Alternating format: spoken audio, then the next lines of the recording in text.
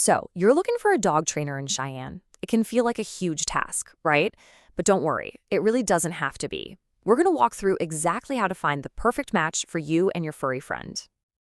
You know, life here in Cheyenne is pretty special. We've got that Wyoming wind, busy downtown streets, and yeah, you're definitely going to see horses.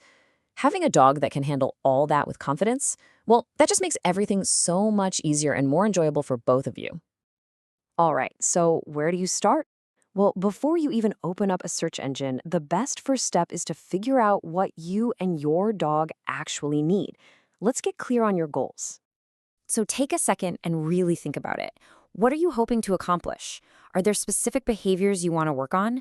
Picture your ideal day with your dog. What does that look like? For some of you, it might be the basics, sit, stay, come, especially if you have a new puppy. For others, maybe it's something more specific, like, I just want to walk my dog without my arm being pulled out of its socket. Or maybe your dog gets really anxious when you leave. Nailing down exactly what you're dealing with is the first big step.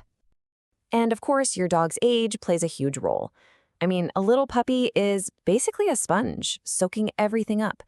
But an adolescent dog, phew, they can be like teenagers, testing all the boundaries. And an adult dog might have some habits that are pretty set in their ways. A good trainer will know how to approach each of these life stages. Okay, so you've got your goals and you've thought about your dog's specific needs. Now let's get into the nitty-gritty, the different ways trainers actually, train, and what all the lingo means. You're going to hear this term a lot, positive reinforcement. All it really means is rewarding your dog for doing the right thing. Think treats, praise, a favorite toy, whatever they love. It makes learning fun and really builds a fantastic, trusting relationship between you two. Now you've got a choice to make, private training or group classes. In-home training is amazing for those problems that, happen at home, like your dog bolting out the front door or treating your kitchen counter like a buffet. Group classes, on the other hand, are fantastic for learning to listen and focus when there are other dogs and people around. It really depends on your goals. Okay, don't let this slide scare you. You're going to see a bunch of letters after some trainers' names. You don't have to memorize what they all stand for. Just think of them as a sign that this person takes their job seriously. They've gone through rigorous programs and they're dedicated to keeping up with the latest, most effective, and kindest training methods. All right, so let's say you've found a few trainers that look promising. Now it's time to do a little interviewing to make sure you find the absolute best fit. Let's talk money, because that's always a factor, right?